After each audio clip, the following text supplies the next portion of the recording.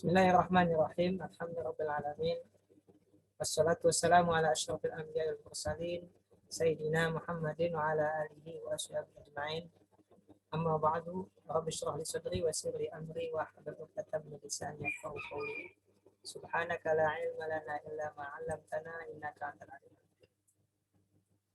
Para pelajar, para mahasiswa, kaum muslimin dan muslimat yang menyimak dan mengikuti pelajaran usul kedua.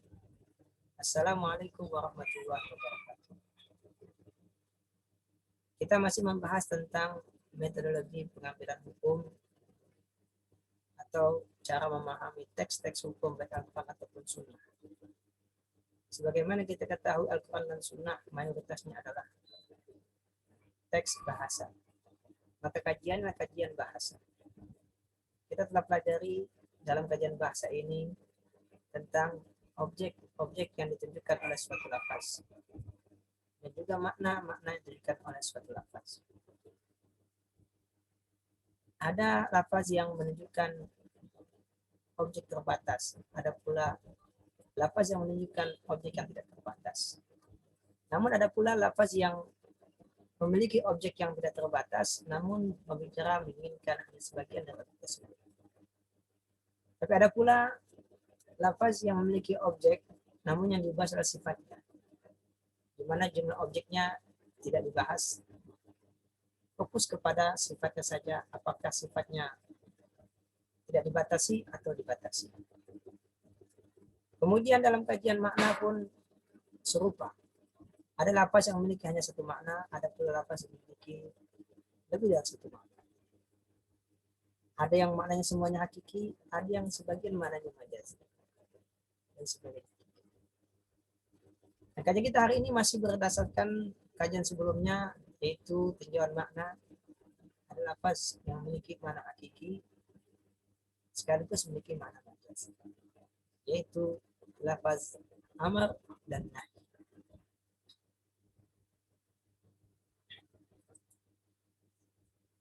Amr dalam bahasa Indonesia artinya perintah, nahi artinya larangan. Kompetensi dasar yang diharapkan dicapai oleh para mahasiswa adalah mereka dapat memahami bentuk-bentuk perintah dan larangan dalam aturan dan hadis. Maksudnya agar mereka tahu kalau teks ini berisikan perintah, teks ini berisikan larangan. Kemudian untuk membantu memahami tentu ada beberapa kaidah usul fiqh tentang perintah dan larangan. Berdasarkan kompetensi dasar ini disusunlah subtopik, pertama definisi, kemudian bentuk-bentuk lafaz amar, dan ketiga beberapa kaidah usul fiqh terkait amar dan nahi. Kita mulai dari definisi. Ta'rif al-amr. Definisi amr, perintah itu. Amar ya'muru, arti memerintah. Lafaz amar adalah lafaz yang letakkan untuk meminta melakukan sesuatu perbuatan dari yang lebih tinggi ke yang lebih rendah. Jadi jika seorang ingin meminta kepada orang lain untuk melakukan suatu perbuatan, maka dia menyampaikan keinginan tersebut dengan kata. Nah, kata yang diinginkan tersebut disebut dengan amar. Ini jika permintaan tersebut datangnya dari yang lebih tinggi kedudukannya kepada yang lebih rendah. Dari Allah Ta'ala kepada hamba-hambanya, dari Nabi kepada umatnya, dari pemimpin kepada yang dipimpin. Itu disebut dengan amar. Atau ya, orang yang kedudukannya ketika menyampaikan perintah tadi, ya, dia lebih tinggi. Dalam definisi lain, ala sabil isti'la, ya, dengan cara si pembicara tadi merasa dirinya lebih tinggi daripada yang tidak bicara. Jadi jika ada satu lafaz yang menunjukkan makna meminta melakukan suatu perbuatan, yang mana permintaan tersebut datang dari yang lebih tinggi kepada yang lebih rendah, maka disebut dengan amar. Tapi kalau datang dari lebih rendah kepada yang lebih tinggi, maka bukan amar, walaupun bentuk kata yang digunakan bentuk amar. Ya, seperti kita sebagai hamba, kita menyampaikan kepada Allah Ta'ala, ya, Rabbighfirli, Di fil amr igfirli. Tapi di sini bukan mana amr secara hukum, walaupun bentuk kata amr. Kenapa? Karena permintaan ini datang dari hamba kepada Tuhannya, dari yang lebih rendah kepada yang lebih tinggi. Maka itu bukan amr. Itu disebut juga dengan, jadi dikatakan amr jika datang dari yang lebih tinggi kepada yang lebih rendah. Jadi nggak mesti semua fil amr itu bermakna amr. Secara aneh, larangan. Itu lafaz yang diletakkan untuk meminta agar meninggalkan atau menahan diri dari melakukan suatu perbuatan. Dan permintaan ini datang dari yang lebih tinggi kepada yang lebih rendah. Jadi kalau amr itu permintaan untuk melakukan suatu perbuatan, kalau nahy permintaan untuk meninggalkan atau menahan diri dari, meninggalkan atau menahan diri dari, meninggalkan arti taroka, menahan diri dekat. Jadi jika seorang ingin meminta kepada orang lain agar dia meninggalkan suatu perbuatan atau menahan diri dari melakukan perbuatan tersebut, dan permintaan ini datangnya dari yang lebih tinggi kedudukannya karena maka disebut dengan nahy. Maka kalau sebaliknya, misalkan kita bicara kepada Allah Ta'ala, Rabbana la tuzigh qulubana. La tuzigh. Ini secara struktur kata adalah larangan, karena la, janganlah. Tuzigh, kamu melencengkan qulubana hati kamu. Di sini walaupun susunan kata, struktur katanya adalah larangan, tapi secara makna dalam ilmu hukum bukan larangan. Kenapa? Karena datanya dari yang lebih rendah kepada yang lebih tinggi. Nah, ini poinnya. Ya, karena kita kajiannya tinjauan hukum juga, bukan tinjauan bahasa. Ya, jadi dikatakan amr atau perintah jika permintaan tersebut datang dari yang lebih tinggi kepada yang lebih rendah. Dikatakan nahyun jika datangnya dari yang lebih tinggi kepada yang rendah. Ya, kalau amr isinya permintaan untuk melakukan perbuatan, nah kalau nahyun permintaan untuk meninggalkan atau menahan diri dari melakukan perbuatan. Nah, bentuk-bentuknya gimana? Nah, ini bentuk-bentuknya. Apakah semua dengan fil amr atau bentuk kata larangan? Kita lihat sini. Pertama yang paling umum adalah amr. Bentuk fil amr. Itu ya. Ada lagi bentuk fil amr. Maaf, saya ulangi lagi. Ini kita bicara amrun ya, belum nah. Kita bentuk fil amr. Seperti contohnya ati Allah. Fil amr atau ayuti ati' af'al. Ini amr bentuknya, bentuk fil amr. Ya. Ya ayuhan nasu ubudu, fil amr, ubudu. Ya. Idza tadayantum bidainin ila ajalin musamma faktubuh. Nah, fil amr, faktubuh. Dan seterusnya. Ada pula bentuk kedua fil mudhari yang bersambung dengan lamul amr. Seperti fil amr, if'al dan segala macam bentuknya dalam dunia sorof ya. Ada dengan dan fil mudhari yasumu tapi tambah dengan lamul amr. Fal yasum. Yasum. Contoh lain lagi wal yaktub bainakum katibun bil wal yaktub. Tapi yaktub fil amr. Maaf fil mudhari saya. Ditambah dengan lamul amr jadi wal yaktub. Ini menunjukkan permintaan untuk menulis. Fal yasum, permintaan untuk berpuasa. Ada pula kalimat berita. Tapi maknanya permintaan untuk melakukan atau mana perintah. Wal mutallaqatu yatarabbasna bi anfusina thalathata quru. Wanita yang ditalak menjalani masa penantian selama 3 kali quru. Nah, ini kalimat berita, bukan kalimat perintah. Tapi ulama sepakat makna yang ditunjukkanlah makna perintah. Berarti Allah Ta'ala meminta kepada wanita yang talak untuk menjalani masa penantian selama 3 quru. Nah, selama 3 quru. Bentuk lainnya ada kata amaro, ya'muru, memberitakan, dijelaskan. Inna wa ya'murukum antu adul amanati. Sungguhnya Allah Ta'ala ya'muru, memerintahkan. Nah, paling jelas. Apa yang diperintahkan? Menunaikan amanah. Menyampaikan amanah ila ahliya kepada. Jadi bentuk-bentuknya nggak mesti fil amr. Mungkin fil mudhari tambah lamul amr. Bahkan mungkin kalimat berita, namun maknanya amr. Ya. Bisa juga ada kata amaro. Amaro alla ta'budu illa iya. Itu bentuk-bentuk amar. Sekarang bentuk-bentuk nahi, larangan. Pertama fil mudhari. yang diawali dengan lamun nahi, la taf'al, wala taqrabu zina, la taqrabu, jangan kamu mendekati, la taqrabu. Atau fil amr, fil amr kan perintah untuk melakukan, tapi maknanya larangan. Itu wadharu zahiral ismi, dan tinggalkanlah dosa-dosa yang nampak dan yang batin. Atau wadharul bai', dan tinggalkanlah jual beli. Berarti di sini jual beli dilarang. Idza nudiya lis-sholati min yaumil jumu'ati fas'au ila dzikrillah wa dzarul bai'. Jika dikumandangkan azan Jumat, idza nudiya lis-sholati, jika dikumandangkan azan untuk salat yaumul jumu'ati, hari Jumat, fas'au, ini amrun, bersegeralah, cepat-cepatlah, ila dzikrillah, menuju zikir pada Allah, yaitu hadir di masjid untuk sholat Jumat dan mendengarkan khutbah. Wadharul bai', dan tinggalkanlah jual beli. Berarti di sini jual beli diminta untuk ditinggalkan. Larangan namanya, karena kan larangan itu meminta untuk meninggalkan.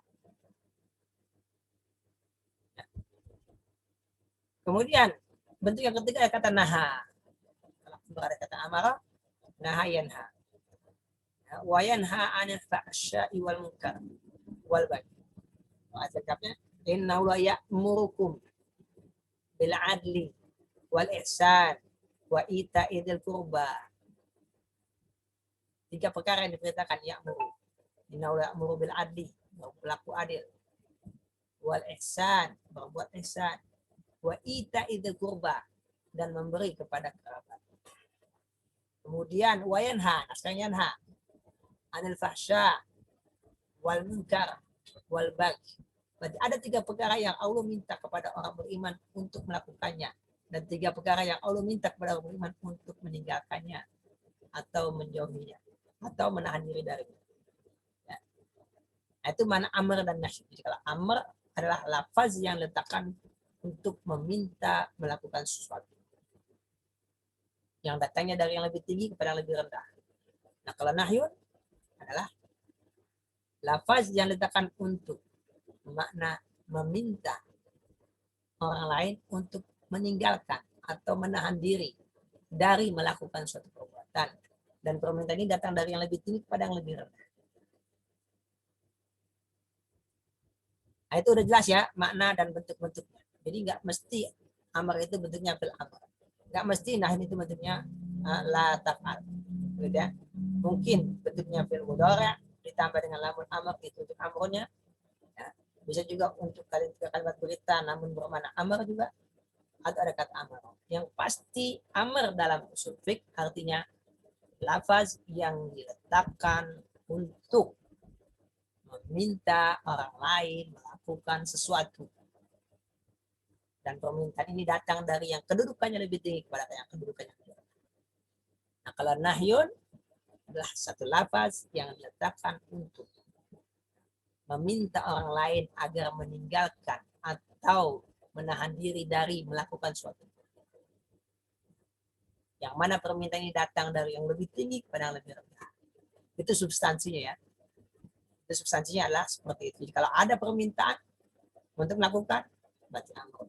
Kalau ada permintaan untuk meninggalkan, berarti nahi. Ini kita belum bicara tentang wajib dan semacamnya, atau lebih tepatnya sudah kita bicarakan ya pada usul fiqh 1 tentang apa itu wajib. Karena berarti amrun apa pasti wajib. Karena permintaan untuk melakukan ada 2 macam, seperti yang sudah kita pelajari pada usul fiqh 1. Ya, permintaan untuk melakukan itu ada 2 macam, ada wajib, ada mandub. Jadi ada perbuatan yang diminta untuk dilakukan hukumnya wajib, ada yang hukumnya mandub. Apa yang membedakan? Nah, itu sudah kita pelajari pada usul fiqh 1. Begitu juga perbuatan yang diminta untuk kita tinggalkan, itu pun ada 2, ada haram, ada makruh. Ya, makanya nanti apakah setiap amrun pasti wajib? Apakah setiap nahyun pasti haram? Nih. Nah, ini kita pelajari berikutnya. Itu makna yang ditujukan oleh lafaz amr. Ya.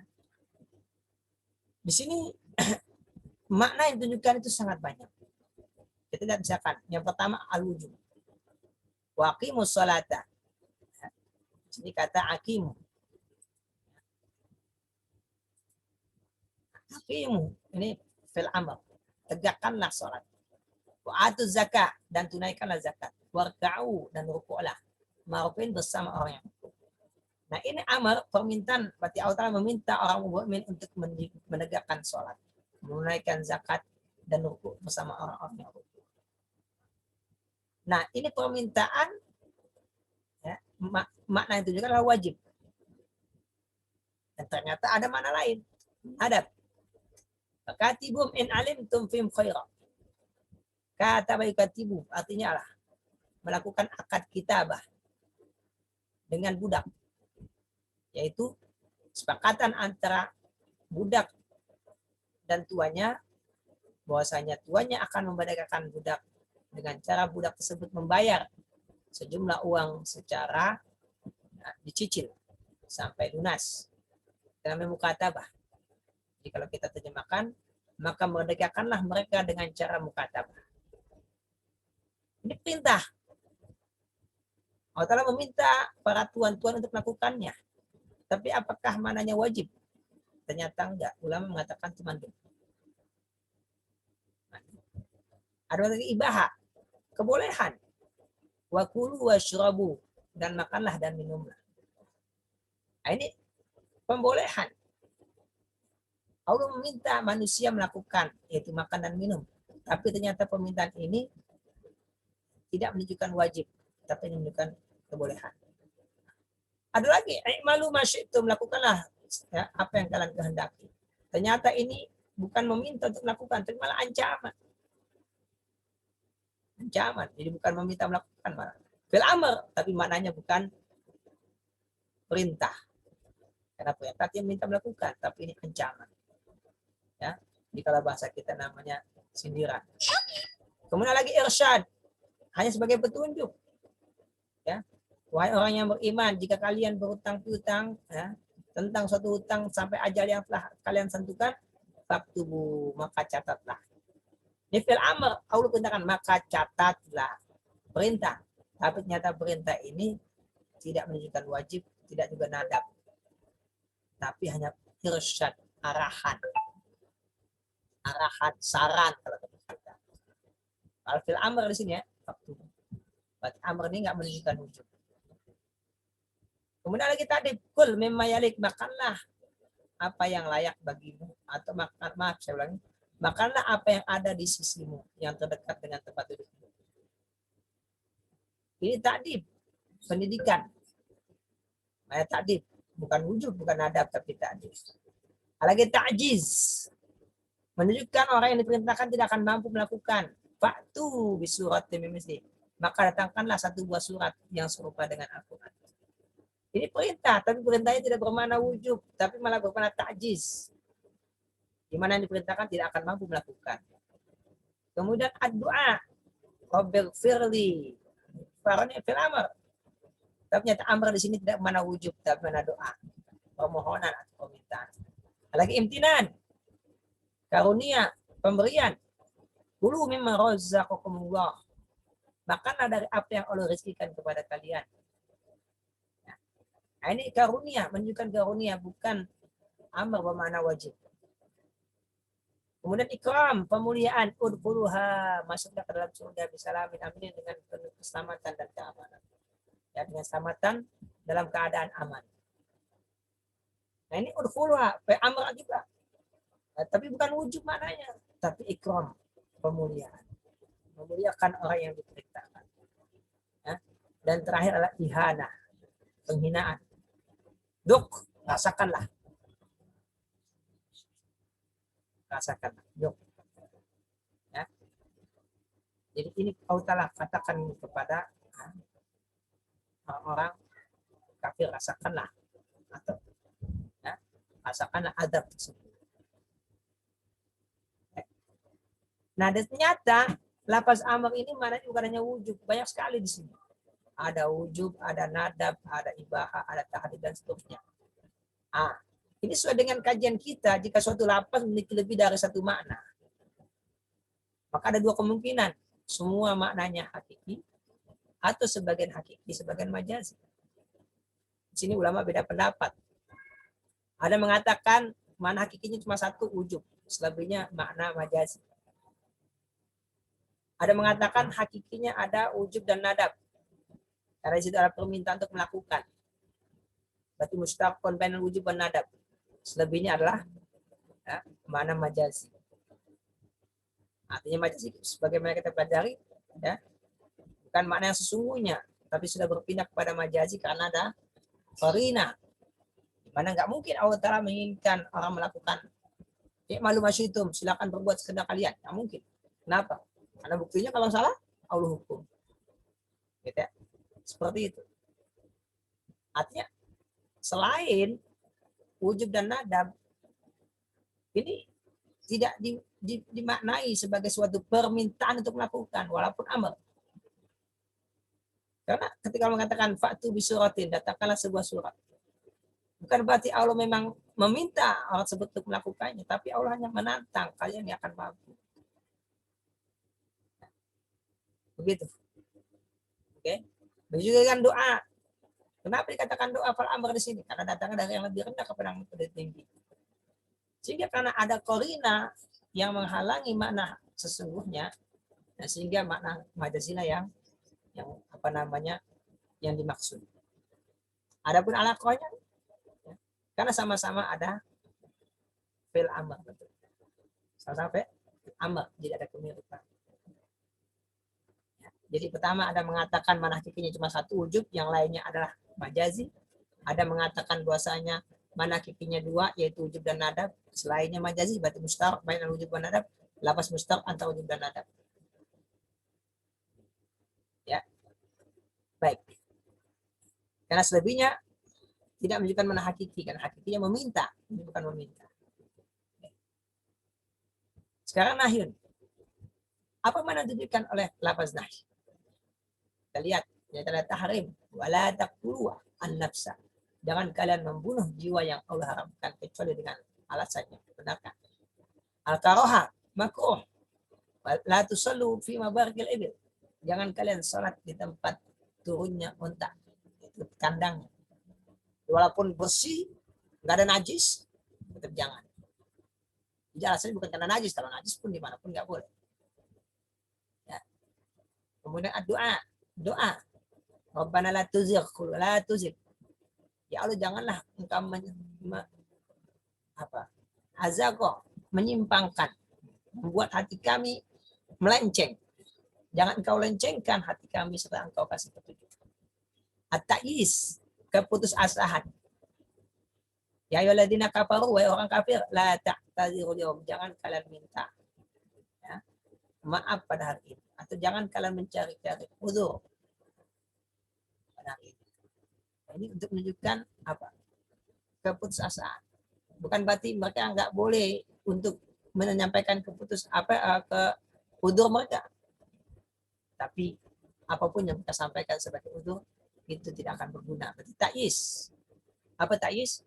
Ya, menjadikan mereka putus asa. Dan yang kelima, al-irsyad, petunjuk.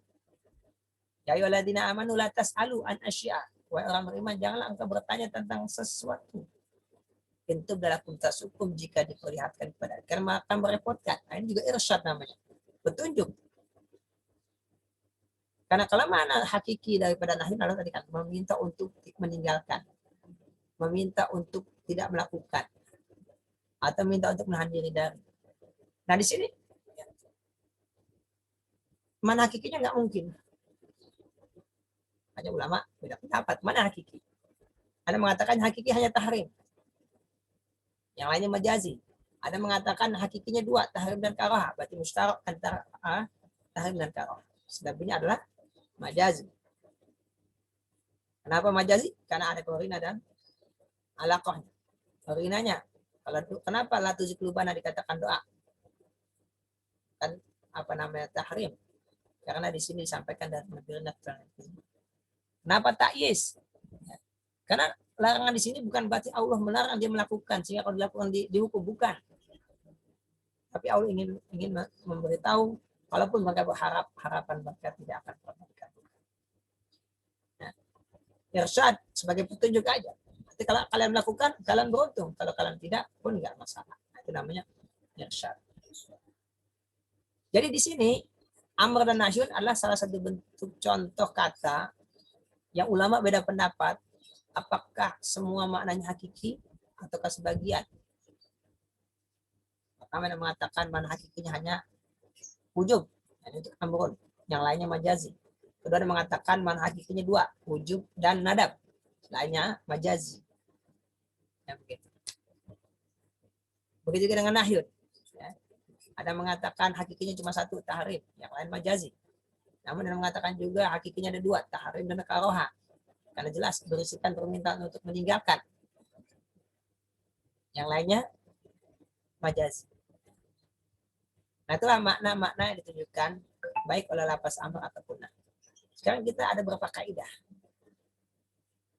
terkait dengan amr dan nahy. Hanya beberapa, kalau kita mau semuanya banyak sekali. Karena ini bisa dikatakan usul fiqh bukan untuk ahli ya, hanya untuk pengenalan sebagian atau untuk dasar. Maka kita kenalkan kaidah-kaidah dasar. Pertama, tadi mana hakiki amr. Kaidah mengatakan alasul fil amril wujub. Nah, ini berarti pendapat yang pertama. Mana hakiki cuma satu. Wujub. Yang lainnya berarti makna majazi. Berarti semua amr itu maknanya wujub. Kecuali ada korinah yang memalingkannya dari wujub. Jadi setiap ada amrun, pasti wujub. Itu mana amr mutlak. Masih ingat mutlak ya? Mutlak itu yang tidak disertai dengan sifat atau batasan. Mutlak namanya. Tapi kalau ada ikatannya, maka tentu seperti yang tadi ada korinahnya, berarti bukan amr. Ya. Bukan amr mutlak, seperti amr muqayyad. Ada korinahnya yang menyertainya, nah itulah yang menjadikan amr itu bukan wujub. Nah kalau amr mutlak nggak ada korinah sama sekali yang menyertainya, tentu yang dimaksud adalah wujub, bukan yang lain. Tapi kalau ada korinah, maka bisa berpindah dari wujud kepada nadab, ibah, dan seterusnya. Contohnya, aqimus shalah. Nah, ini amar mutlak. Atu zakah, amar mutlak. Atu rasulah, amar mutlak. Maka maknanya lah wujud. Atul ajira, berikanlah kepada pekerja yang kalian sewa, ajrahu upah. Qabla jifa, sebelum mengering keringat. Nah, kaidah ini memiliki landasan atau dalil. Jadi ketika kita mengatakan kaidah yang berlaku adalah amr adalah ya, yang berlaku dalam amr adalah bahwa lafaz amr takat kewajiban. Nah ini ada dalilnya. Yaitu ayat berikut. Falyahdaril ladzina yukhalifuna an amrihi. Ihzar. Berhati-hatilah. Wahai orang-orang yang yukhalifuna menyelisihi an amri perintah Nabi. Amrun. Jadi orang yang menyelisih perintah Nabi diancam dengan apa? Antusibau fitnah. Mereka akan ditimpa fitnah. Fitnah di dunia yaitu azab. Ya, musibah. Ausibau adabun alim di akhirat dapatkan azab. Berarti di sini Allah mengingatkan wahai orang-orang yang menyelisih perintah Nabi. Hati-hatilah kalian bisa ditimpa musibah dan terkena azab di akhirat. Berarti orang yang menyelisih perintah diancam, berarti ini menunjukkan kalau perintah itu wajib dikerjakan. Karena kalau nggak wajib, tentu nggak ada ancaman bagi yang menyelisihinya. Kemudian dalil yang lain, qala ma man'aka alla tasjuda id amartu. Allah berkata kepada iblis, apa yang menghalangimu untuk sujud? Id amartu, ketika aku menyuruh. Karena Allah memerintahkan pada yang lain, qulna ya maaf, wa id qulna lil malaikati isjudu, ada usjudu. Sujud. Allah perintahkan sujud, Allah perintahkan kepada malaikat, jin dan semuanya untuk sujud. Ternyata ya, iblis dan jin nggak sujud. Iblis yaitu di kalangan jin itu nggak sujud. Berarti nggak melaksanakan perintah Allah, lalu Allah Ta'ala murka. Ini berarti perintah itu wajib dikerjakan, karena kalau nggak wajib, maka nggak ada alasan Allah Ta'ala untuk murka. Tapi karena Allah murka ketika iblis tidak melaksanakan apa yang Allah perintahkan, berarti ini menunjukkan kalau perintah itu wajib dikerjakan. Kaidah kedua, al-amru yadullu ala tikrar amil marah. Amar mutlak apakah menunjukkan pengulangan atau satu kali? Maksudnya suatu perintah apakah perbuatan yang diperintah tersebut harus dikerjakan berulang-ulang berdasarkan perintah tadi, atau jika satu kali saja cukup, sudah bisa katakan melaksanakan perintah. Nah, pertama pendapat mengatakan ini menunjukkan permintaan untuk melakukan satu kali saja, tidak perlu diulang-ulang, kecuali jika memang ada korina yang menunjukkan bahwasanya perintah tersebut atau permintaan perbuatan tersebut diminta untuk dilakukan berulang-ulang. Itu kalau ada koordinat. Ya. Di sini misalkan tidak kumtum ila salati fagsilu. Mana amrunya? Fagsilu. Maka cucilah muka kalian dan seterusnya. Kata fagsilu ini amr. Apakah kita wajib wudhu berkali-kali? Nah, karena sebelumnya ada idza kumtum ila salat, jika kalian ingin salat.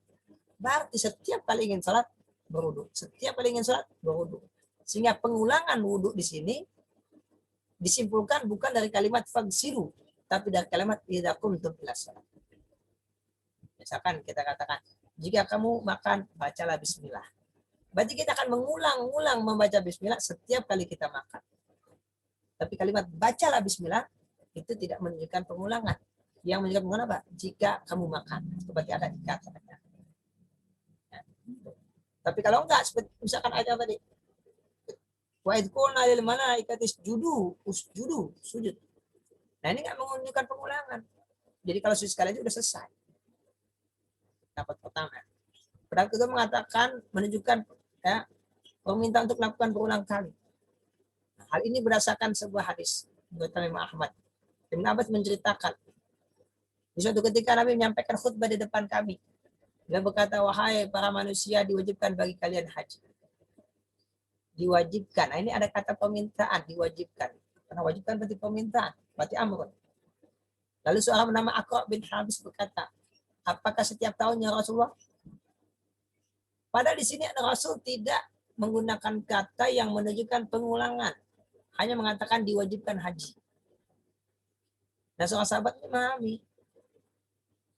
Ada kemungkinan perintah ini harus dikerjakan berulang. Sehingga dia bertanya, apakah setiap tahun? Lalu Rasul menjawab, kalau aku mengatakan ya, akan menjadi wajib. Dan kalau wajib, kalian akan mengerjakan. Kenapa? Kalian akan mampu melakukannya. Artinya, ketika datang sebuah amrun, maka itu ada kemungkinan perbuatan yang diperintahkan diminta untuk dilakukan pulang. Dari mana kemungkinan ini? Dari yang dipahami oleh aktor di sini. Kita bisa menjawab sebenarnya. Apa yang dipahami oleh aktor?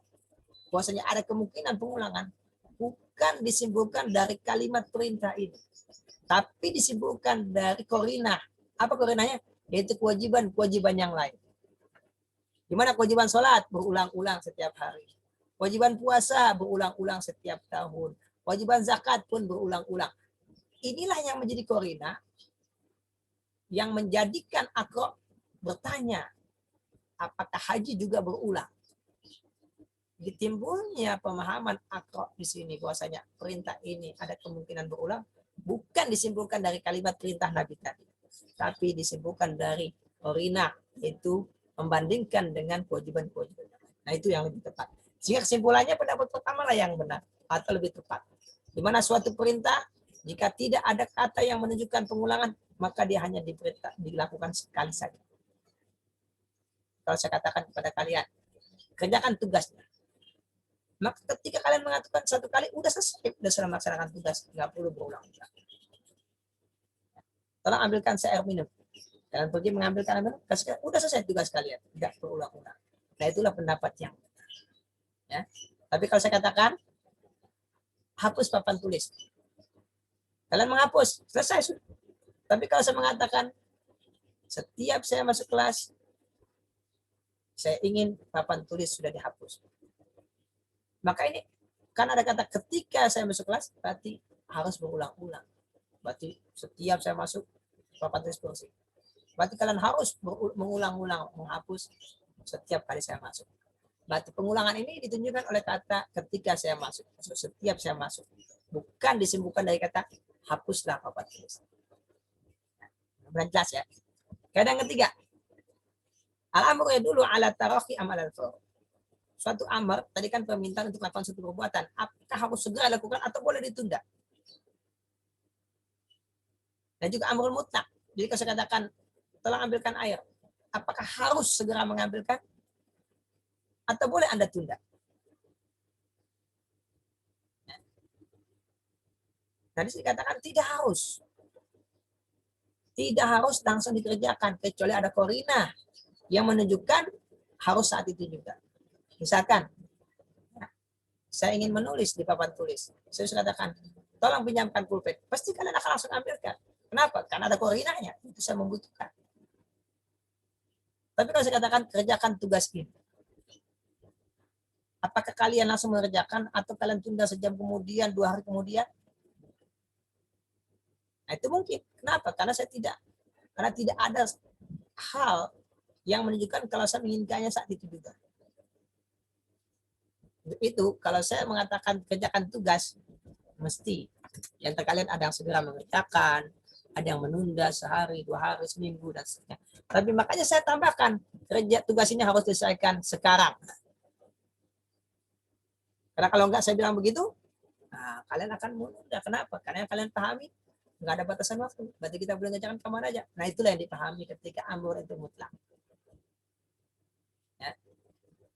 Jadi hal yang menunjukkan bahwasanya kita ketika datang perintah sholat langsung sholat, itu bukan kalimat aqimus sholat. Kalimat aqimus sholat tidak menunjukkan perintah sholat segera. Atu zakat tidak menunjukkan perintah zakat segera kecuali ada korina. Itu apa? Wa atu haqqahu yauma hasodi. Berikanlah zakat ketika panen. Maka segera ketika panen. Nah, ada ayat lain, dalil lainnya menunjukkan kalau perintah itu segera kita lakukan itu apa? Wasari'u. Maka bersegeralah menuju ampunan Allah Ta'ala. Berarti ketika kita mendengar panggilan sholat, kita langsung sholat. Itu bukan karena kalimat aqimus sholat. Tapi kalimat yang lain yaitu wasari'u. Lebih detailnya kita bisa jelaskan sebagai berikut. Suatu perbuatan yang diwajibkan itu ada 2 macam. Ada yang mutlak, artinya tidak ditentukan kapan waktunya. Ada yang muqayyad, ditentukan kapan waktunya. Yang mutlak seperti mengqada puasa Ramadan. Tidak ditentukan waktunya. Apakah di bulan Syawal, bulan Zulqa'dah, Zulhijjah, Muharram, tidak tentukan. Yang penting sebelum Ramadan. Itu mutlak, kapan aja boleh. Yang seperti ini boleh kita tunda, nggak harus segera. Karena ayat itu mengatakan fa'iddatun min ayyamin ukhra. Maka sejumlah hari yang ditinggalkan dia berpuasa di hari yang lain. Allah nggak menentukan kapan. Ada muqayyad.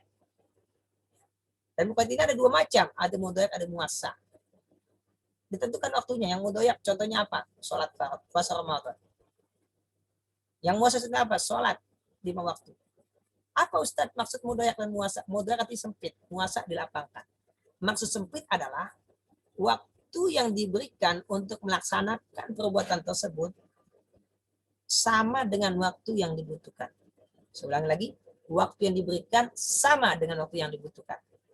Puasa, Allah Ta'ala mengatakan puasa dari terbit fajar sampai terbenam matahari. Itu waktu yang dibutuhkan untuk melakukan puasa. Dan yang diberikan pun itu juga. Maka nggak boleh lebih, nggak boleh kurang. Nggak boleh kita mulai puasa, karena semenit lagi saya baru mulai puasa. Nggak bisa. Begitu fajar, begitu azan subuh, langsung mulai puasa. Langsung mulai puasa, nggak bisa kita tunda. Begitu azan maghrib, selesai kita puasa. Nggak boleh kita tunda.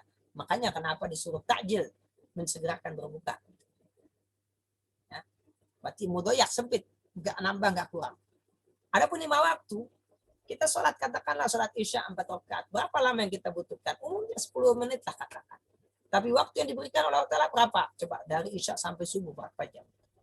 Sholat maghrib yang lebih sempit misalkan. Kita butuh mungkin hanya 5 sampai 10 menit. Tapi yang Allah berikan 1 jam. Begitu juga dengan subuh dan seterusnya. Nah, maksudnya apa? Kalau puasa itu berarti ketika masuk waktu, kita tidak diwajibkan harus segera. Berdasarkan kalimat aqimus shalah. Kenapa? Karena waktunya panjang sampai datang waktu sholat berikutnya. Berarti kalau kita melaksanakan sholat di awal waktu, di tengah waktu, di akhir waktu, kita tetap dikatakan melaksanakan pada waktunya. Pada waktunya tetap. Di awal, di tengah, di akhir, itu tetap pada waktunya. Kecuali waktu sudah lewat, itu baru bukan pada waktunya. Tapi karena ada ayat wasari'u, segeralah, maka kita memilih untuk melakukannya di awal waktu. Ini bukan karena kalimat aqimus shalah, tapi karena kalimat wasari'u. Ya, kita ulang lagi ya. Kalimat aqimus shalah tidak menunjukkan perintah untuk melakukan sholat di awal waktu. Yang menunjukkan bahwasanya sholat itu di awal waktu adalah wasari'u. Dan bersegeralah. Ya. Yang keempat, ma la yatimul wajib. Ma yatimu bihil wajib illa bihi bahwa wajib. Suatu kewajiban yang mana tidak bisa sempurna terlaksana tanpa sesuatu yang lain, maka sesuatu yang kedua tersebut punya wajib. Ya. Nah, ini disebut dengan muqaddimatul wujub. Kita lihat contohnya. Jadi sesuatu yang mana, suatu kewajiban yang mana tidak bisa terlaksana tanpa sesuatu yang lain, maka sesuatu yang lain itu menjadi wajib hukum. Nah, sesuatu yang lain ini disebut dengan muqaddimah. Muqaddimah itu kan apa namanya, pendahuluan. Nah, muqaddimah ini ada dua macam. Ada yang mampu kita kerjakan, ada yang tidak mampu. Kita bahas yang mampu dulu. Ya. Nah, yang mampu pun ada dua macam. Ada perintah khusus, misalkan perintah berwudu untuk sholat. Kita tahu sholat tidak sah tanpa wudu, betul. Tapi wudu yang kita lakukan bukan karena perintah sholat, tapi karena ada perintah khusus untuk berwudu. Jadi kalimat aqimus sholat, dirikanlah sholat, kita tahu nggak sah tanpa wudu. Tapi kita tahunya bukan dari kalimat aqimus sholat, tapi dari ayat yang lain, faghsilu wujuhakum. Berarti ada perintah khusus di sini. Ada perintah khusus. Berarti perintah aqimus sholat tidak menunjukkan perintah wajibnya berwudu. Walaupun sholat tidak sah tanpa wudu. Adapun perintah wudu ada dalil khusus atau perintah khusus. Yang kedua, nggak ada perintah khusus. Ya. Contohnya apa? Perintah safar menuju haji. Yang Allah perintahkan kita menunaikan haji. Allah tidak perintahkan kita melakukan perjalanan menuju haji. Ya. Allah Ta'ala berfirman, walillahi ala nasi hajjal bait. Wajib bagi manusia untuk melakukan haji. Berarti Allah Ta'ala perintahkan haji. Atau hadis yang mengatakan, ya nas, inna ula qad faradakum al-hajja fahujju. Atau yang tadi ya, kutiba alaikumul hajj. Diwajibkan bagian haji. Nah, karena haji tidak mungkin terlaksana tanpa melakukan safar dari kampung halaman menuju kota Mekah, tanah suci, maka perintah untuk berhaji sudah termasuk perintah untuk melakukan safar. Ini yang syar'inya, yang biasa, yang bukan syar'i, yang biasa syariat. Misalkan ayah kita memerintahkan kita untuk memperbaiki genting yang bocor. Di sini yang diperintahkan memperbaiki genting. Tapi karena kita nggak mungkin memperbaiki genting tanpa naik ke atap, bahkan tidak mungkin naik ke atap tanpa alat tangga misalkan, maka perintah untuk memperbaiki genting sudah termasuk perintah untuk naik ke atap, sudah termasuk perintah untuk memasang tangga, bahkan termasuk perintah untuk mencari tangga kalau tangganya nggak ada. Itu satu perintah aja, yaitu memperbaiki genting. Kenapa? Karena nggak mungkin memperbaiki genting tanpa naik ke atap. Nggak mungkin naik ke atap tanpa alat tangga misalkan. Dan nggak mungkin memasang tangga kalau nggak nyari dulu. Itu namanya muqaddimatul wajib. Berarti sesuatu yang mana suatu kewajiban nggak bisa terlaksana tanpanya, maka sesuatu tersebut jadi wajib juga. Ya. Naik ke atap nggak bisa, memperbaiki genting nggak bisa tanpa naik ke atap. Berarti naik ke atap punya wajib, sebagaimana naik ke genting punya wajib. Nah ini contoh muqaddimah yang mampu kita lakukan. Yang kedua muqaddimah yang tidak mampu kita lakukan. Contohnya apa? Zakat. Zakat wajib hukumnya, tapi tidak bisa menjadi wajib tanpa adanya nisab. Berarti nisab dulu, baru zakat wajib. Tapi yang Allah perintahkan adalah zakat. Wa atu zakat. Pertanyaannya, apakah perintah untuk menunaikan zakat juga termasuk perintah untuk menjadi orang kaya? Kita menjawab, iya. Kenapa? Karena kalau kita nggak kaya, nggak punya nisab, nggak wajib nggak bisa zakat. Kalau zakat wajib, berarti kaya pun wajib. Pernah ada yang mendengar ceramah seperti ini ya? Orang Islam harus kaya. Kenapa? Karena ada perintah zakat. Zakat itu wajib dan nggak mungkin dikerjakan kalau nggak punya harta. Berarti perintah untuk berzakat termasuk perintah untuk menjadi orang kaya. Berarti menjadi orang kaya itu wajib punya. Kasihan orang miskin, dosa semua mereka. Maka jawaban yang benar adalah menjadi kaya itu di luar kemampuan manusia. Tidak ada orang yang bisa menjamin dirinya menjadi orang kaya. Yang ada hanya dia bisa bekerja dan berusaha, lalu Allah yang mengirimkan rezeki. Karena faktanya ada orang yang bekerja keras tidak kaya. Kalau orang yang paling kaya adalah yang paling panjang jam kerjanya, ya tentunya penjaga warung kopi karena dia 24 jam kerja. Kalau orang yang paling kaya adalah yang kerja paling berat, ya tentunya kuli bangunan atau pedagang keliling yang paling kaya, bukan yang di kantor tempat yang ber-AC. Ya. Kalau orang paling kaya adalah orang yang paling pintar, harusnya para profesor yang paling kaya. Tapi kaya itulah karunia dari Allah, bukan usaha manusia. Jadi manusia nggak ada yang mampu memastikan dirinya menjadi kaya. Untuk itulah perintah untuk zakat tidak menunjukkan perintah untuk memiliki nisab. Walaupun zakat tidak mungkin terlaksana tanpa nisab. Mudah-mudahan jelas ya. Sekarang kita bicara tentang nahi, larangan. Kaidah yang pertama, kalau tadi ada mana hakiki dari amr, sekarang mana hakiki dari nahi yang mutlak. Al-aslu fi nahi litahrim. Ya. Kaidah yang berlaku dalam larangan adalah larang tersebut ditetapkan untuk pengharaman. Berarti kalau kita ada menemukan teks yang maknanya nahyun, berarti menunjukkan haram. Kecuali ada qarinah yang memalingkan dari pengharaman. Ya. Contohnya la taqtulun nafsa, jangan kamu membunuh nyawa yang Allah haramkan. Apakah ada qarinah yang memalingkan? Enggak ada, berarti enggak haram. Maaf, berarti haram, bukan makna yang lain. Bukan makna yang lain. La ta'kulu amwalakum bainakum bil batil. Jangan kalian makan seharat sama kalian dengan cara yang batil. Karena enggak ada qarinah, berarti haram. Tapi kalau yang tadi sebenarnya Rabbana la tuzigh qulubana, itu kan larangan. Ya Allah, jangan engkau melencengkan hati kami. Apakah berarti haram Allah melencengkan hati hambanya? Enggak. Kenapa? Karena walaupun nahyun, larangan, tapi karena datangnya dari yang lebih rendah ke belakang tinggi, maka bukan makna nahyun.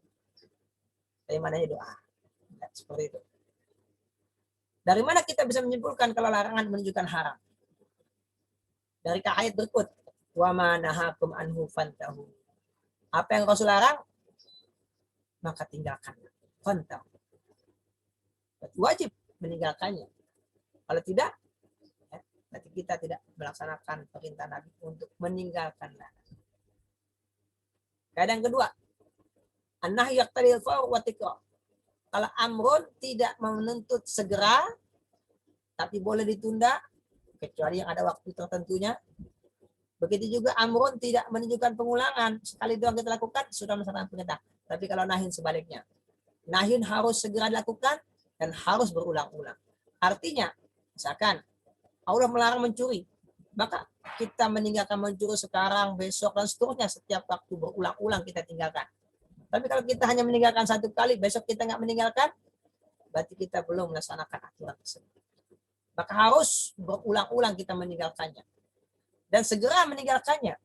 Segera, saat itu juga. Ya, misalkan ketika ayat tentang khamr turun, innamal khamru wal maisir wal ansabu wal adhamu rijsun min amali syaitani fajtanibu.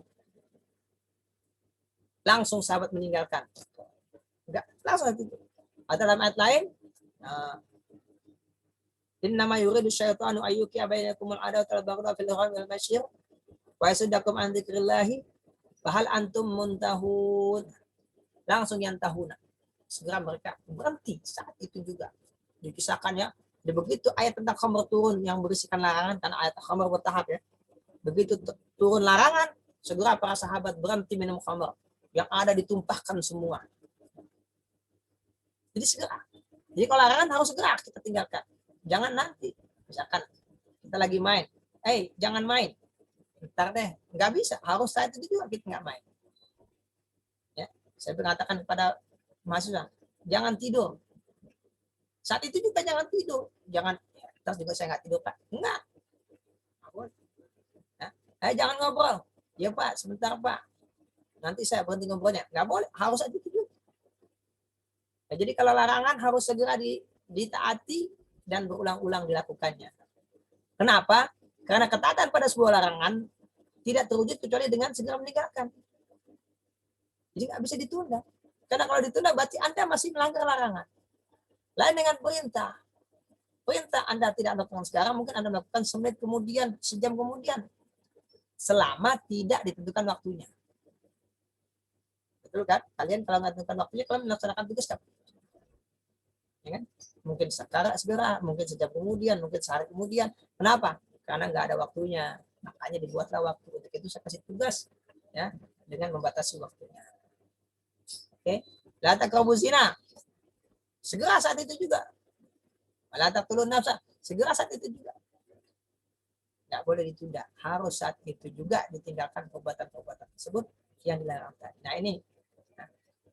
Alasan lain adalah larangan menunjukkan perbuatan dilarang itu pasti rusak atau mendatangkan kerusakan. Beda dengan perintah. Perintah menunjukkan bahwasanya sesuatu yang diperintah mendatangkan kebaikan. Nah, meninggalkan keburukan itu harus didahulukan daripada mendatangkan kebaikan. Darul mafasid, ya, menolak mafsadah muqaddamun ala jalbil masolih. Didahulukan daripada mendatangkan maslahat. Kaidahnya begitu. Makanya kenapa kalau larangan harus segera ditinggalkan dan harus berubah-ubah. Ya. Selesai sudah kajian kita tentang amrun dan nahyun. Dan selesai pula kajian kita tentang lafaz ditinjau dari peletakan dan penggunaan dari objek dan makna. Kajian kita berikutnya nanti adalah ya, kajian lafaz ditinjau dari kejelasan lafaz tersebut dalam menunjukkan pada makna atau objek. Sejelas apa? Ada yang jelas, ada yang tidak. Itu ada gradasinya. Ada yang jelas, lebih jelas, sangat jelas. Ada yang nggak jelas, ada yang sangat tidak jelas. Nah, itu tentang kejelasannya. Dan nanti berikutnya ada lagi juga apa? Tentang cara penunjukannya. Cara apa? Sampai di sini pelajaran kita pada hari ini tentang amrun dan nahyun. Mudah-mudahan dapat dipahami dengan baik. Jika masih ada yang belum dipahami, silakan tulis di kolom komentar atau silakan hubungi saya ya di WA. Jika pelajaran ini dirasa baik dan kalian suka, maka silakan berikan like ya. Dan jika kalian ingin mendapatkan video pembelajaran berikutnya, silakan subscribe dan kasih lonceng. Jika dirasakan bermanfaat untuk orang banyak, silakan di-share. Demikian dari saya. Mudah-mudahan Allah Ta'ala senantiasa memberikan kita ilmu yang bermanfaat untuk kebaikan kita di dunia dan akhirat. Assalamualaikum warahmatullahi wabarakatuh.